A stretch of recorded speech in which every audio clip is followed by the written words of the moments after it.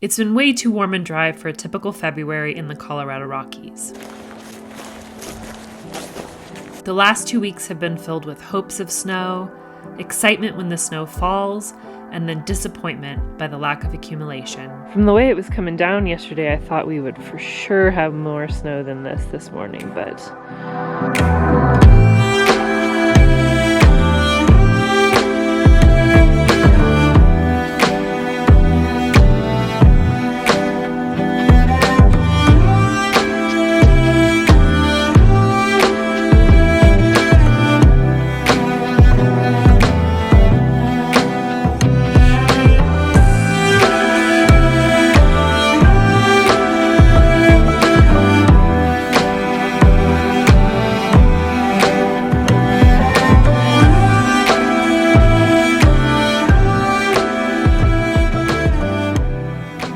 all of this crazy lack of weather has had me thinking a lot about global warming and fire season.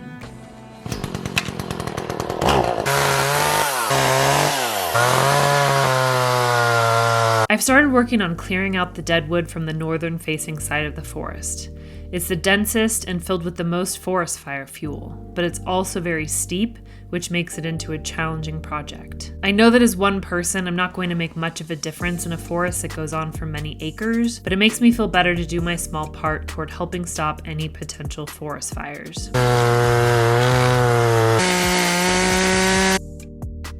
This tree was absolutely massive when I first started working on it, and over the last couple of years, I've almost fully cleared it out. Just a little bit more to go. One of my long-term goals has been to liberate this little tree, and I finally did it, although I don't really know how much liberty it's gonna feel. It's kind of grown and kind of wonky.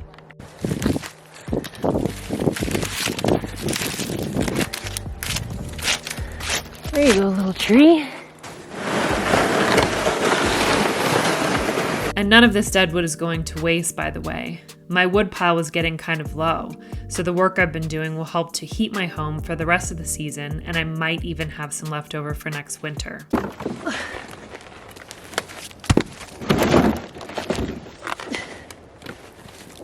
Well, I feel better about running low on wood now. I've got something to work with. Another thing about the northern-facing side of the forest is that it's usually snow-packed at this time of year, but so much snow has unfortunately dried up with the warm weather we've been having. But the shaded areas have retained their snowpack, and the creeks have also stayed frozen. Thankfully, because I was in need of a dance floor. Yeah. Show me some. Show me some. Show me some. Show me some. Hey, show me some. That was fun. Usually my front yard is completely covered by snow and ice this time of year, and I don't see the dirt and dried grass until spring. But it's been so warm and dry over the last few weeks that it looks and feels like spring in February, which is insane. It is raining in February.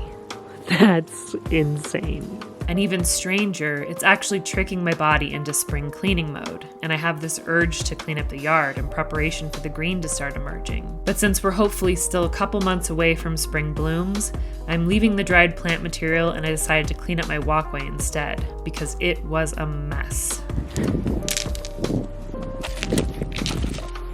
Because I love before and after shots, here's before and here's after. My hope with all of this unusual weather is that we're just in a drought, something that we can recover from, and that we're able to see big snows again over the next few months. The Colorado Rocky Mountains are the first place I've ever lived that have truly felt like home to me, and I don't want to see these beautiful mountains destroyed. I can't stop thinking about global warming though, and this new obsession has inspired me to consume YouTube videos about native land regeneration, and I've also been watching documentaries about climate change and learning what we can do to stop and even reverse it. If you haven't seen Kiss the Ground or David Attenborough, A Life on Our Planet, or the series Our Planet on Netflix, I highly recommend watching them all. I'll link them down below. It gives me a sense of hope that there's such an interest in regenerating our Earth and saving humans from extinction that these documentaries exist on a popular platform like Netflix. And it gives me even more hope knowing that we have the opportunity to reverse the damage if we make changes collectively.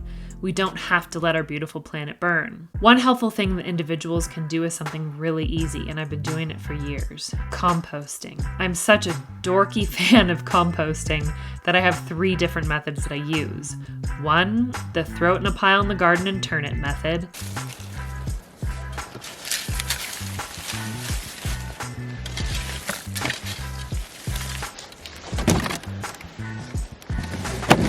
2, the toss it in a worm-filled bucket under the counter method, though there are more steps to ensure proper drainage and healthy worms. And 3, the bokashi bucket method. Composting helps to reduce methane emissions, and methane is a greenhouse gas. Compost also helps with carbon sequestration, which if done on a large scale will help to reverse the effects of climate change. They talk about that in Kiss the Ground. I want to show you something.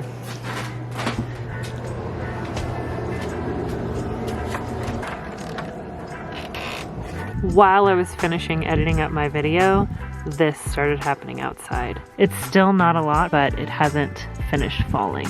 I'm so excited. Thank you so much for watching my 3rd vlog. And just like the other 2, I've had so much fun putting this thing together. So I appreciate your views. I hope you're doing well, and I look forward to seeing you in the next video.